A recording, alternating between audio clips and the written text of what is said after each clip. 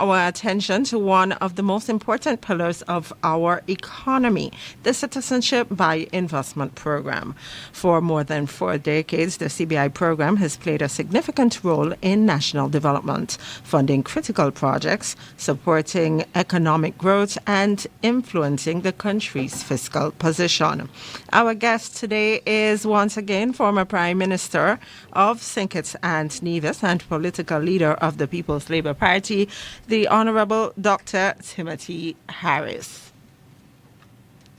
Today, we'll take a comprehensive look at the program from the challenges he inherited in 2015 to reforms that followed, management of CBI revenues, and some of the program's most debated decisions. Welcome back, Dr. Harris. How are you? Thank you. I am fine and good to be on Freedom once again. I want to thank you for being an incredible host. I have had lots of commendations regarding the program coming from both near and far, and so I want to pass them on to you, because without your incredible professionalism and experience, I believe the wave reviews that we have been receiving would not have been possible. So thank you. Thank you so much for those kind words. So, Dr. Harris, the time usually goes by very quickly, so let's try to get into it because it's a very important topic today. So, when your administration took office in February of 2015, what was the state of the Citizenship by Investment Program at that time? Well, at the time in 2015, the CBI program had lost the confidence of the citizens of St. Kitts and Nevis and the confidence of the international community. By 2015, our program had become a sanctioned program. By that it means the two most important countries in the Americas, to wit the United States of America and Canada, had taken significant, regretful action against our CBI program. First, in May of 2014, the United States Treasury Department issued a significant advisory cautioning its financial institutions and financial institutions globally from participating in our program. In other words, it was a call to exercise increased vetting of our program. The document that was issued was the FinCEN, I want to get a number, I'd written it down here, May 2014, the Financial Crime Enforcement Network had issued this particular advisory in FIN 2014-8004. And as I said, it warned that the government of the United States of America had lost confidence in the reports that it was receiving from the government of St. Kitts and Nevis, and it believed that illicit actors were participating in our program. And our program then had become a shield by which criminal elements were able to get access to visas to the United States, and of course, untold damage could have been done. And then, if that was not bad enough, it worsened in November of 2014, when the Canadian government, a government with which we had long enjoyed special relationship, which was expressed in part to the visa-free access, also took the drastic decision of basically revoking our visa-free access. It created a lot of pain for many people. Some of our citizens were in transit in the USA, and they suddenly could not travel to Canada again. And so there was a lot of wailing and nagging of teeth, if you will, over these significant development.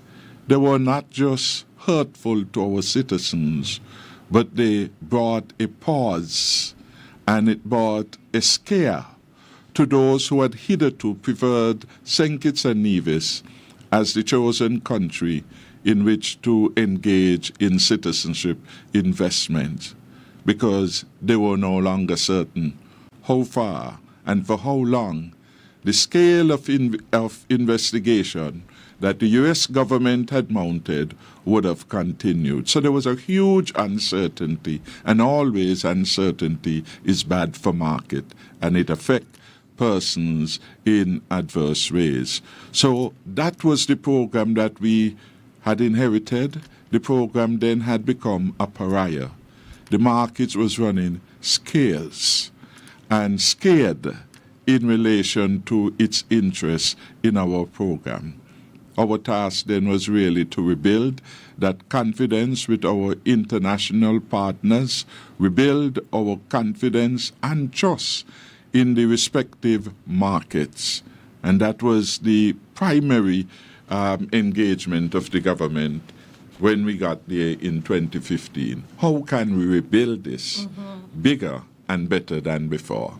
Okay, so your administration sets about rebuilding the program, but before we get there, I want you to touch a little bit on the impact to the economy, because you spoke about reputational damage. How did that impact the regular economy, the economy on the ground that people actually felt? Well, the impacts would have come post the issuance both in May and in November. And it was calamitous in that we had seen a dramatic reduction in applications coming into the program. There's a time lag, but we witnessed that as a result of this. And what that meant, that even investor confidence, those who were here building, they came to meeting with us. They were wondering whether they should continue with the particular projects in which they had been engaged or had made commitments, because no one knew what would happen. The truth is, persons who invest in our program, by and large, are not investing to come to live. Less than half of 1% of those who have obtained investor citizenship, so to speak, have never come here and perhaps have not made a commitment to come here. They were needing the passport to get ease of access to certain countries, largely European countries, the USA and Canada. And that is why the Canada whammy, the double whammy that came in November, was so hurtful for the program, because this is it. They wanted the passport to go to Canada, go to Europe, go to the United States of America. So why should I invest again? If I wanted my child to go to Canada and get access to a high-quality education, if I wanted there to be my second home, that was no longer available. And so the enthusiasm, the demand for our product basically declined significantly, and the market, as I said, became frightened of its participation. The financial crime agency network that basically issued the advisory again, just by the very act that the most powerful country in the world would take the time to provide a notice with regard to our program, would have helped send, as it were, a scare to the international community and those who wanted to participate in our program. So the effects of this really would have been seen in 25 with the reduction in the demand, and in 26 to some extent you were seeing that the market was no longer getting the appreciable quantities of inquiries of persons buying our product as had hitherto been the case. And I just want, just for clarity, to say it was the Financial Crimes Enforcement Network that issued this advisory to alert financial institutions that certain foreign individuals are abusing the Citizenship by Investment program sponsored by the Federation of St. Kitts and Nevis, It went on further. St. Kitts and Nevis passports for the purpose of engaging in illicit financial activity. Banks then and intermediaries became seriously concerned. And then it said in part, while the St. Kitts and Nevis government had publicly pledged to improve these controls, FinCEN believes that they remain ineffective. In other words, they didn't trust the outgoing government's word. For example, in 2020, the St. Kitts and Nevis government announced that all Iranian nationals were suspended from participating in the St. Kitts and Nevis Citizenship by Investment Program. Despite this public assurance, FinCEN believes that Iranian nationals continue to obtain passport issued through the program. And as a result of these lax controls, illicit actors, including individuals intending to use the secondary citizenship to evade sanctions, can obtain our passport with ease. This was a damning indictment, really, because, as I said, this is coming from a superpower. This is coming from the most important, economically, military, and otherwise, country in the world. And it casts a shadow over our program and the integrity of the process. So when I say we had to rebuild, you could see as a result of this blow, this was a major setback. And we had to engage in high-level diplomacy. We had to engage in a lot of meetings and subtle diplomacy, if you will, at times, to ensure that we could continue to do business as a country that had brought and introduced the CBI program to the rest of the world. So you engaged in diplomacy, but what concrete steps did you take to rebuild the program and rebuild the trust with our partners? Yes. Well, the diplomacy was part of it. We went, for example, to the UK. We met with at least 2 ministers there, myself and the Attorney General, and we spoke to them. And they asked us, for example, why shouldn't we follow the steps of the United States of America and also revoke the visa-free access? We said, we are a new government, give us some time. We are committed to a new way, a better way, and we will put this program in a new direction, better for us, sensitive to your security and other concerns, because we want to be a responsible partner. When we had engagements with the U.S. Treasury Department, we sent the same message, that the situation was redeemable, the fact that we were new and we had, I think, help in building confidence. But one meeting is not enough. And one of the things that we had to follow up very quickly, we found that IPSA, which was an international service provider, well, service provider is not the proper description, but it was a firm involved in providing due diligence, risk assessment services to countries, to international entities. It had done an evaluation of our program, and it had produced about 22 recommendations. Not one of them had been followed. So one of the first steps at confidence building was for us to re-engage IPSA. And we said to our international partners, we will, because they asked, where are you on these? We said, we will start immediately. We engaged them, we brought them back in, one of their high officials in whom they had trust and credibility to help us in the implementation of these 20-plus recommendations. And that helped take us to new places. We had change in the administrative structure, better segregation of duties, so there was no overlapping. We had a system that allowed us 24/7 engagement, so we knew each time an application was being submitted. We set up new controls, by and large, at our own CBI program, We had meetings with those who had been engaged, both as developers, service providers, etc., and we came to a consensus about the need for the reform, the nature of these reforms, and the justification.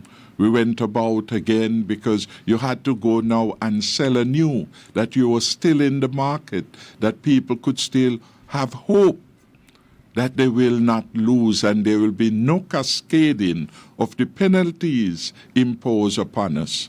So we were in the UAE, attending international conferences, putting our case to the people there, those who are interested basically in investor citizenship program. And we won a lot of confidence, because we were being forthright. Yes, this had happened, we couldn't deny it. Yes, it was serious, but that we had the ears of those countries that matter, and they were generally supportive of the pathway that we had outlined. And what was left for us was to continue on that pathway. So very regularly, we were in communication with the U.S., both State Department and the Department of Treasury. We were speaking to people. We were alerting them what had become new, how the reforms were progressing. And we were inviting them, because we were an open book, come see what we have done. And if you have ideas for further improvement, we will do so. We take certain steps to ensure that those countries like Iran were excluded and publicly made persons aware that Iranian citizens could not participate. They were prohibited from participating in our CBI. Because citizens from North Korea also, and Afghanistan, which had become a problematic country, all those citizens were excluded. And so we were building confidence, because in the excerpt that I read, you heard that they made reference to Iran. Iran had become part of the negative conversation. You might have recalled that there was a Moghadam, and he had gone to Canada, and he had demanded, according to reports, to see the Prime Minister. Well, people know that ain't how business is done properly. And all of these things, I think, led to the serious concerns where the country's security were being breached as a result of the negligence and the refusal of the outgoing regime then to accord to good practices. So these were just a few of the things that we did: clean up internally, reform the system, brought in an enlarged staff so that there could be proper segregation of duties. We could get information out rapidly to the stakeholders about what we met. And a significant element of the reform, and again it was part of the 20-plus recommendation of IPSA, was for the government to revoke 15,000 passports that were issued without the country of birth field. And that was shocking. Why would any government, any sensible government, take out that field? That is the space in which the country of the particular applicant, the country of birth, would be placed. And that gave credence to the thinking that there was a mysterious and illicit agenda at foot, because it was international practice that even if you have dual citizenship, people will know your place of birth. And the government could not explain why they had moved to do that. Dr. Harris, were there any difficult decisions that had to be made in order to safeguard the program, even if those decisions were unpopular at the time? Well, yes. The last thing I mentioned was the recall of 15,000 passports. That was a major inconvenience to those who held them, because they had paid for them. They were issued by a legitimate authority at a particular moment in time. And then we were told, we were giving you a specific deadline by which you must return them to the government as government property, and then you can reapply, as it were, to have a new and proper passport issued. That led to issues of confidence in the program again, because I thought I have a good product. You gave it to me. You tell me it was worthy, and now I am being punished for the negligence of the government of the day. And so that was one of the tough decisions we had to make. We decided to open up our systems. That is not something one would normally do, but we had to show proof that we were confident that had people sent in their technocrats to look at our system, they would find a system that was working well. So I think these decisions did some difficulty to those, one who had the passport, who had to give it up, who had again to go through the system of application, and also the decision to basically open up your files was also one, I think, which was a difficult one but necessary one. And equally as a further safeguard, because security was a critical part. What the U.S. government was saying was that St. Kitts and Nevis, by the manner in which it was operating the program in 2014, had posed security threats to its people and citizens. And there was a long letter from Biden, I think it was at the time, to the then Prime Minister outlining the concern and basically says there will be consequences unless alterations and changes were forthcoming. So you proceeded at your own risk. That was the sum of that letter. And so we came in and we had a challenging task. We had a program that had been sustaining much of the activities, much of the programs in the country, and it was suddenly had a very dark and gloomy future. And we had to do what was necessary. I want to thank the team who rallied in a sensible way to get us out of the woods. I want to thank the Attorney General because he was very helpful in coming along to explain some of the legalisms as it was surrounding the passport, their issuance, their revocation, and also to identify the sort of reforms, the new bits of legislation that we will bring to the program to help make it, as it were, more transparent and to give the assurance to the critical stakeholders. Okay, so you set about reforming the program. Were those reforms successful? I would say yes. Ultimately, it's in the results. And when we left office, we had the best program. Everybody knew about St. Kitts and Nevis Citizenship by Investment Program. Everybody knew that this was bringing a bonanza in terms of revenues. So the confidence had been restored. The market was responding positively to the changes that we had been made, and we were basically peaking at that particular moment in time. So if we look at the results, and that is always the answer to it, has it worked? Has it delivered what it was intended to do? And since 2014, to be clear, there had been no sanction, none whatsoever, against the CBI program over which I presided as Minister of Finance and Prime Minister of St. Kitts and Nevis. Not one. In other words, we were able to work through every issue in a transparent way to the satisfaction of our international partners. Not one sanction after 2014. Okay, let's talk a little bit about the revenues of the program. How significant were those earnings to the country's economy? What projects, what social programs, what national developments were achieved because of this program? I would say significantly. The CBI program provided such a large proportion of the country's revenue each year that without it, very little could have been done.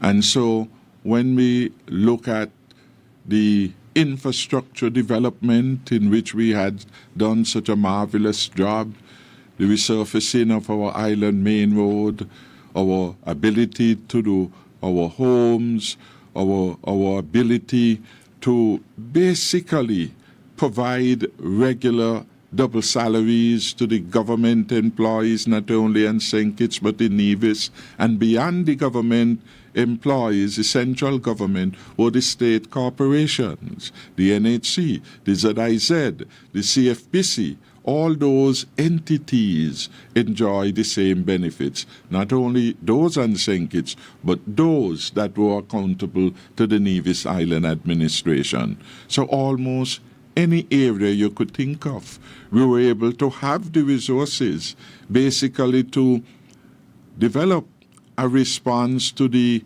hemodialysis services lack in that area and bring new services and support in that area.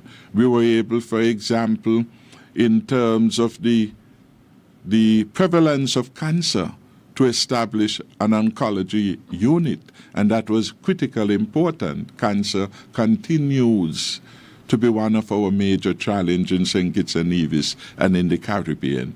But we were able to advance that, bring specialists on board, train nurses, and all the works in relation to the care. And so in almost every area, the resources that were coming from the government revenue, as they are classified in the budget, were in large measure monies that had been taken out of the CBI program. But beyond those particular projects, and you could talk about, for example, we were able to build a magistrate court in Sandy Point, a police station in Sandy Point, a fire station, a justice, and national security complex, if you will. The resources, they were not grant funding, all came from the bonanza that we were experiencing from the CBI program. We were able to assist over 4,000 families after the hurricanes. The resources came from a hurricane relief fund that we had established. We were able to provide about $500 million in resources to the Nevis Island administration and the people of Nevis generally, not just through budgetary support, but other facilitations that we undertook on their behalf. So almost every sphere was being impacted by the benefits of the CBI program. Dr. Harris, no program is without its criticism, and we know that under your administration there were significant criticisms surrounding the management of the program. Now, plans were announced for the construction of a new prison, a project that generated considerable public discussion and political criticism. What problem was your government seeking to address with that project? With the project. The prison project? Yes. Well, simply, a little history. The prison that we now operate on the island of St. Kitts is called 1840 because it was in that year that it was developed and made available. It was intended then to house about 60 prisoners. The population over time had reached almost 400 prison inmates, especially in the period under the Douglas administration, where there was so many homicides. In fact, in one of his budget address, he indicated that he intended to build a prison that would house over 400 prison inmates. And to his credit, in his own budget, I think I may have a copy of it, budget of 2012, he spelled out that he wanted to move on in paragraph, I think, 109. In 2012, he said, work on the prison will continue to focus on human resource development, the implementation of programs to promote skill development, etc. Moreover, the construction of a new correctional facility will commence, which upon completion will be able to accommodate approximately 300 prisoners. Never happened. And every year, if you look at the budget for addressed for 2013, 2014, you would see the number of prisoners they intended to house keep increasing, because it was a natural, perhaps, reaction to the fact that the crime situation, the homicide situation in particular, was not getting any better. And so more persons would have to be housed. So I say that to say that in paragraph also 84 of his own budget, he said that as early as 2006, the government had identified safety and security as the focal sector to be financed, utilizing resources of the 10th EDF. And he went on to spell out some of what will happen, one of which was the construction of a prisoner rehabilitation sector. So across the government, and if you look at the PAM manifesto, you look at the Labour Party manifesto, all of them had promised a new prison because it was needed. And the state of overcrowding and the consequences for the spread of infection was seen as a major human rights violation. You go and you Google St. Kitts and Nevis human rights report from the U.S. government, you will see it listed year after year. COVID came in 2020, and COVID magnified all that was lacking. Two of the largest outbreaks we had in relation to COVID-19 occurred in our prisons.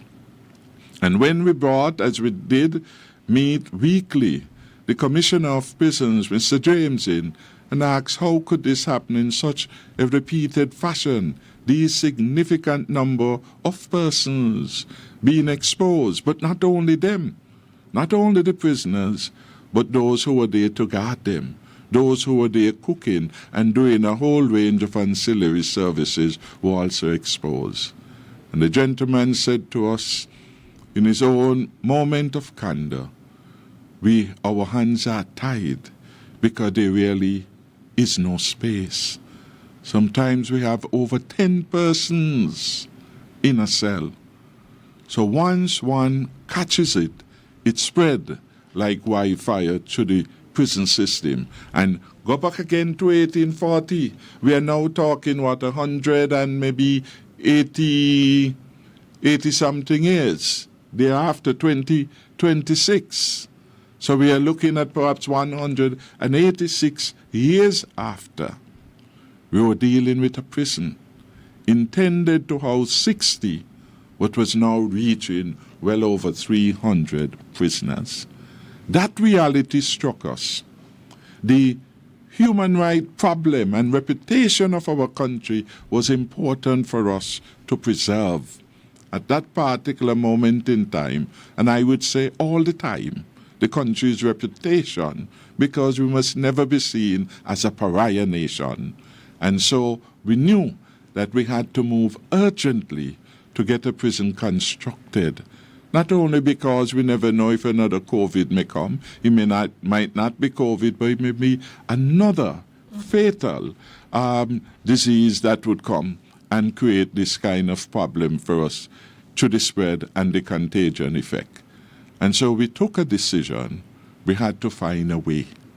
The way in which we came up was to use resources of the CBI program to allow us to be able to build the prison, since it would have been burdensome at that particular moment in time for the government to finance it. Recall, by 2020, the country and the world had basically closed down, no economic activity, little or no revenue coming in because even the taxes, we basically provided relief. We cut that from 33% to about 25%. And incorporated business tax, we cut that by 50%, from 4 to 2%, traders tax. So by and large then, we had to find an alternative. And the CBI program then became a source that we could use, capital project, as one option. We call it the alternative investment option. Hitherto, these were investment like Marriott, like other hotels Ramada, where private party ended up being the beneficiary of the physical asset.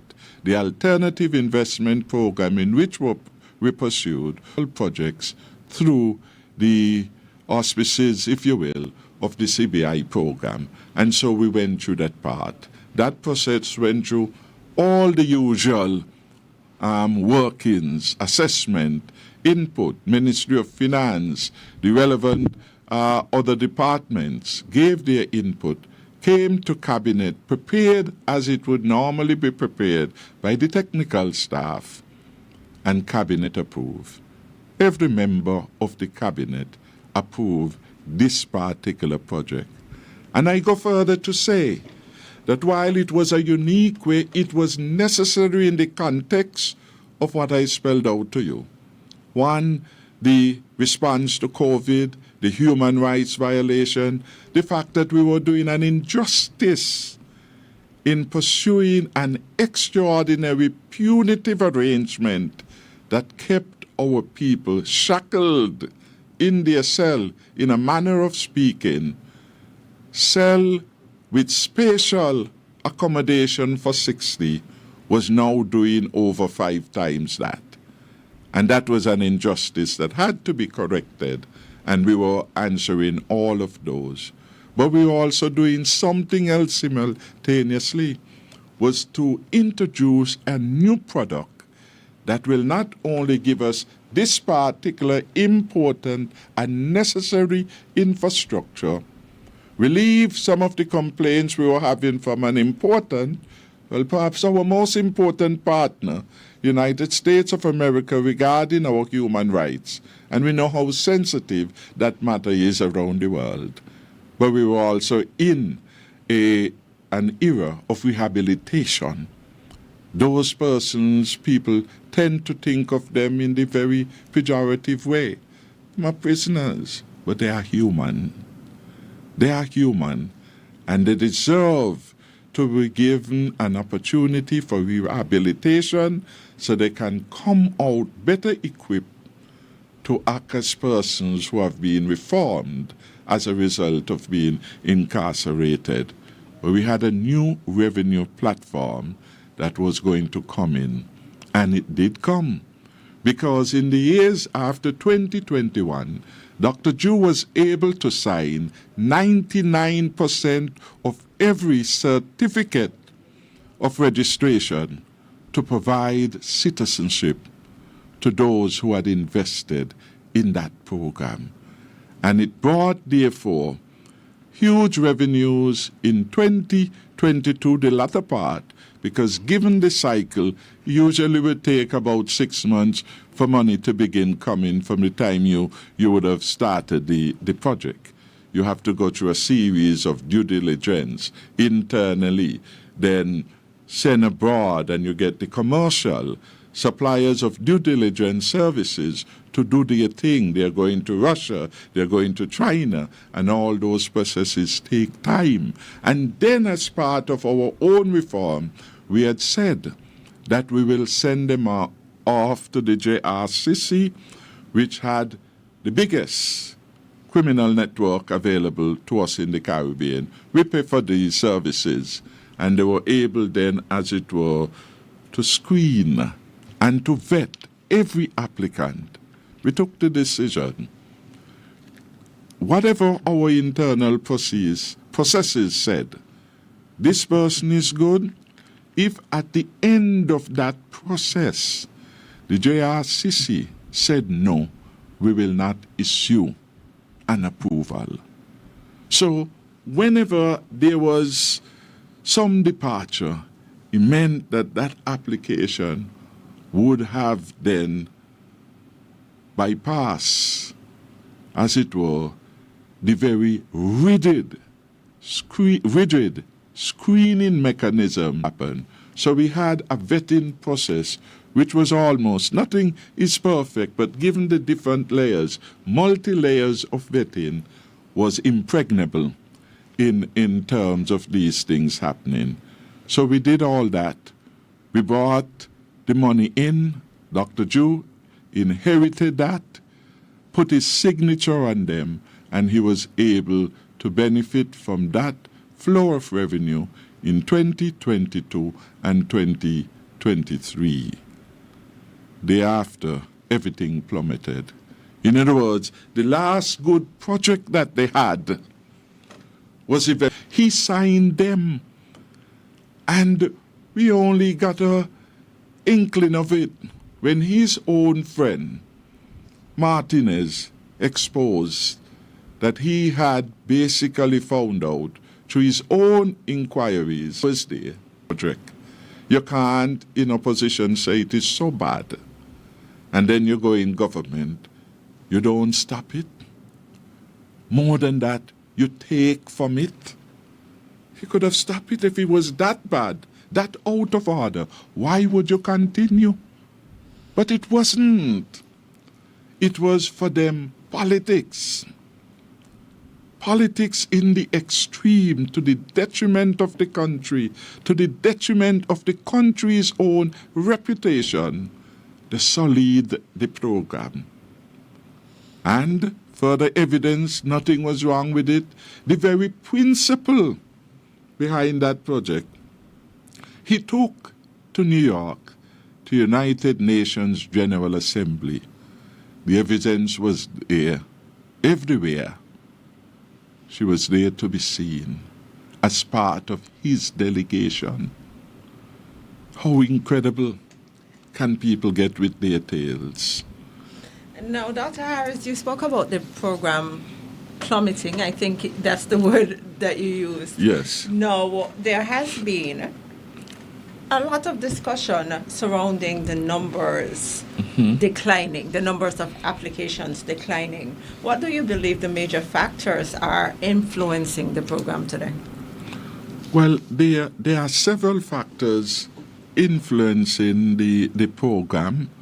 Generally, we have seen in the international community somewhat of a higher concern regarding matters of immigration. Who are those persons within our borders? Generally, they are non-national. So that kind of climate doesn't go well for the feeling of welcome for many if they were to go to certain countries. And I think that has been an important matter impacting Europe, impacting the United States of America. The real tragedy, though, is that we had an incompetent government. The real tragedy was that the government of the day did not understand the challenges that they face and how they were making it worse. They scandalized their main revenue earner. And now as it is, we may say, be careful what you wish for. They were taking the very proceeds of what they led people to believe falsely was some criminal enterprise. But yet you are signing to receive them. And you are scandalizing them to satisfy a political vendetta against your opponents.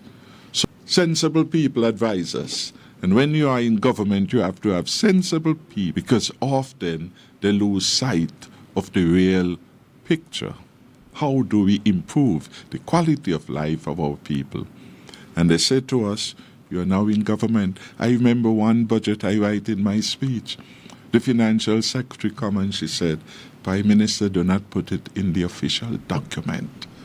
Other people are going to be reading it. And if we are too critical, it will not help us. Because later they will use these very words to negative what we are doing and to bring pressure on us. I am almost certain the financial secretary would have said that to Dr. Joe, but he didn't appreciate it. The political agenda took priority over the national agenda, protecting what we have. And issues like that, the force problem, they went in, for example, they said that we were underselling. It was too low, so they took it up to $400,000. And then within a month, they went back, changed the regulations, gone back down lower to about 200,000 or thereabout. So how could you be expected to be taken seriously when you appear not to know what you're doing? It's wherever the wind blow you will go. It doesn't work because people want certainty, especially when they are investing in a known environment. And St. Kitts and Nevis would be unknown to many of them. They don't come here. They are not our regular visitors. Well, you are sending mixed messages. So people can't invest. If today I'm told it's 400,000, well, if it goes down, it is something else. But if it were 200,000 and you just go and put it at 400,000, what is different about it? Nothing. Same passport investment. And we were having these backward and forward. At one point, they cancelled all the regulations and then put them back in a new regulation. They were attempting to confuse the public and ended up confusing themselves and confusing the market. Markets rely on certainty. And the absence of that certainty, you, as it were, making a mess of the environment for investment. So that is why I said the incompetence of the government, and some may say because the government operated on this vindictive approach to governance, which doesn't work in the end. Today, the harvest of that we are now seeing. How could you point to a successful program when the program is doing worse? It is the harvest of the crop that in the end determine the success.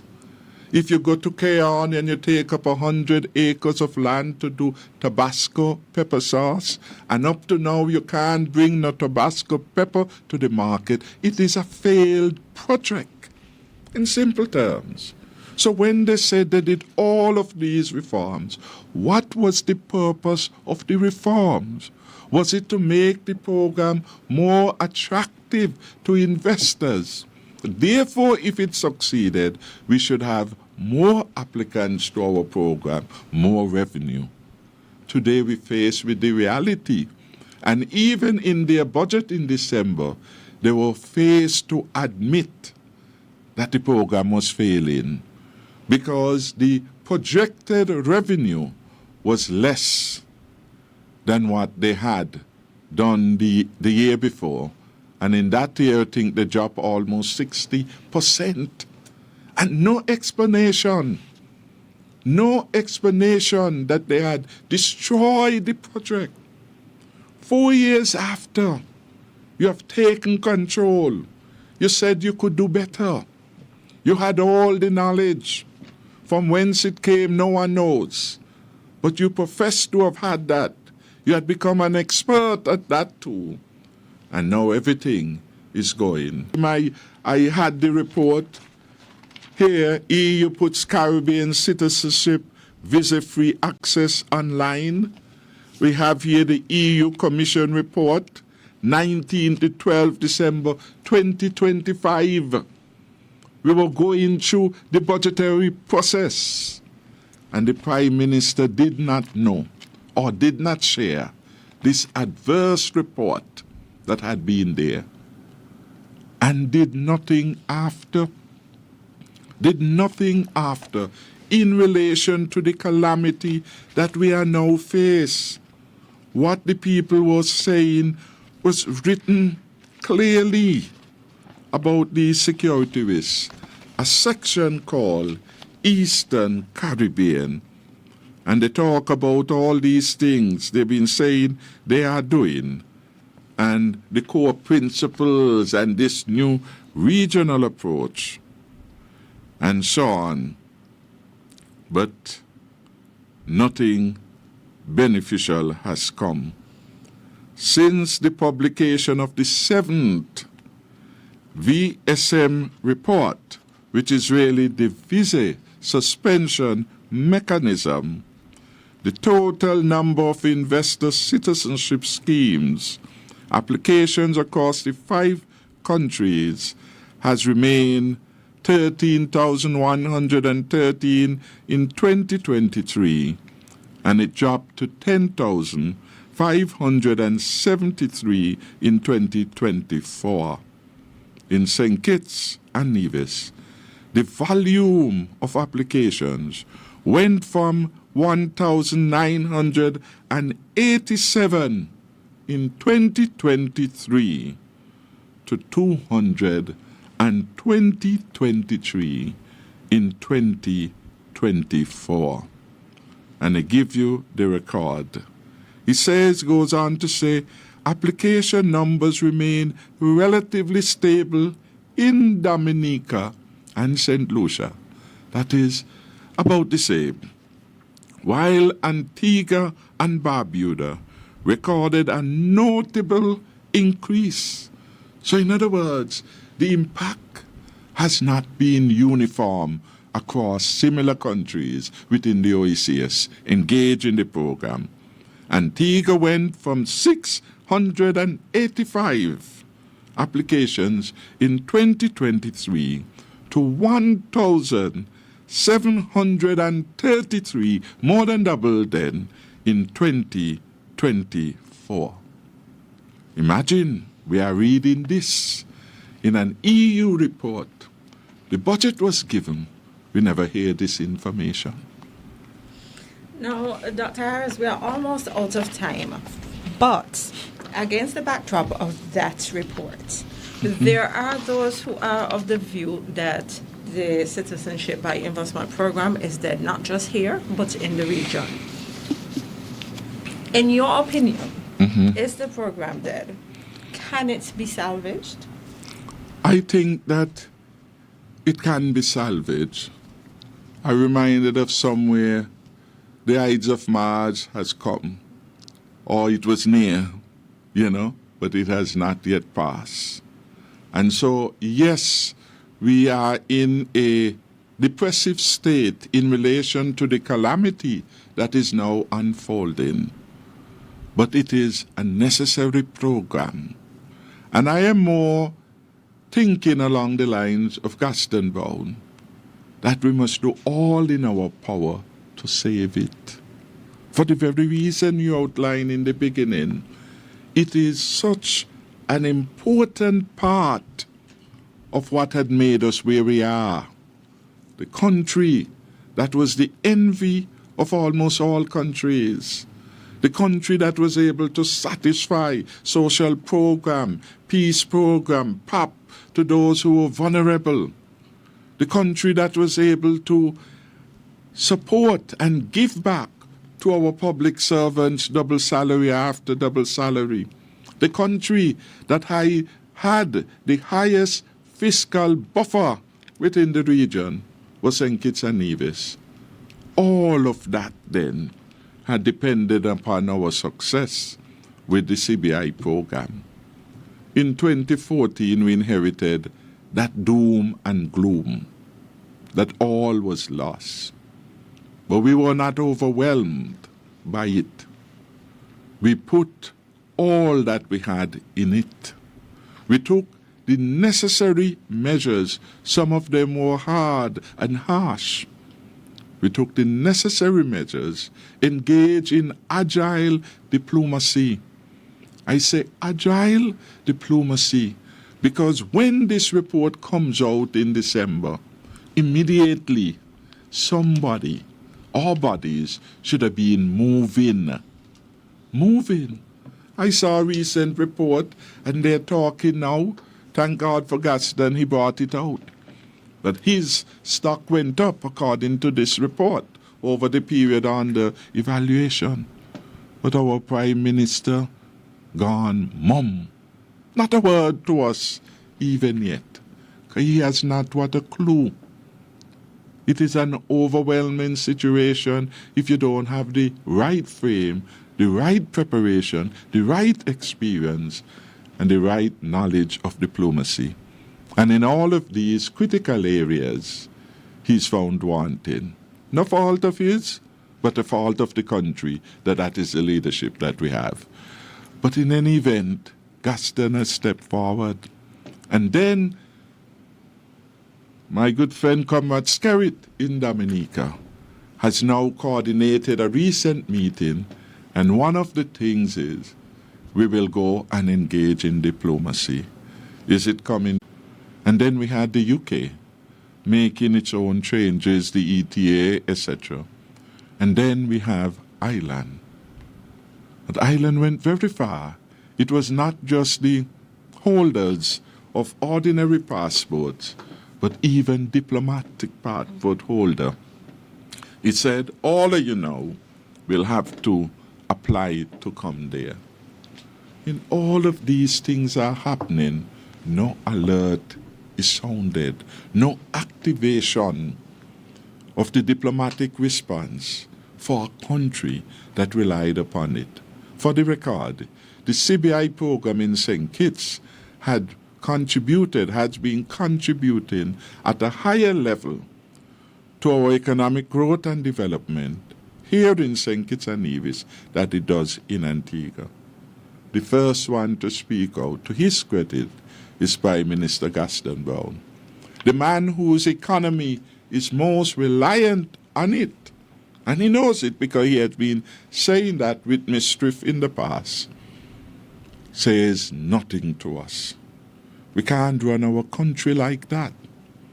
We need to rescue our country and put it in competent hands who knows how to manage not just the economy, but the society at large.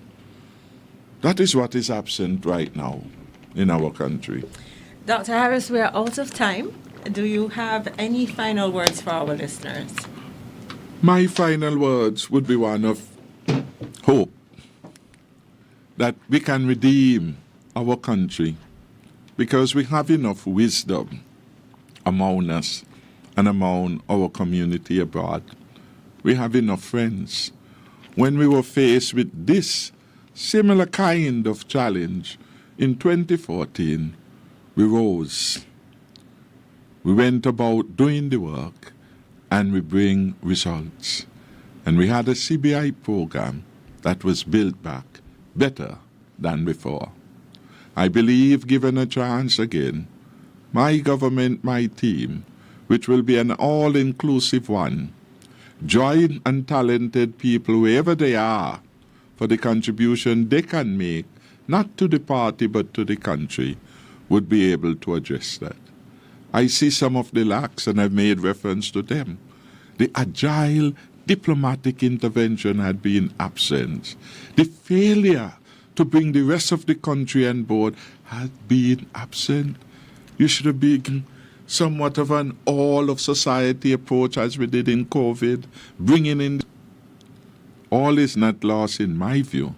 And it is for us within the region, having regard to the important position that this plays in our everyday life to ensure that we can redeem the times. I think a People's Labour Party government can redeem the times, and I ask for the confidence of the people of St. Kitts and Nevis.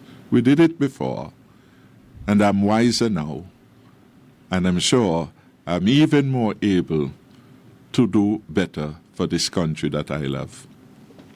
Thank you. Thank you so much to our guest, Dr. Timothy Harris, for joining us today. This has been the People's Choice right here on Freedom FM. Tune in next week, Tuesday, for another edition.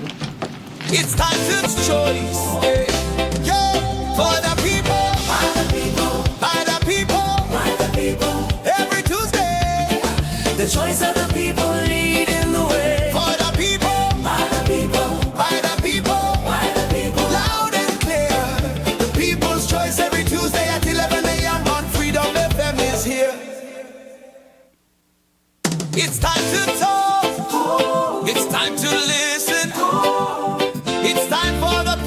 choice.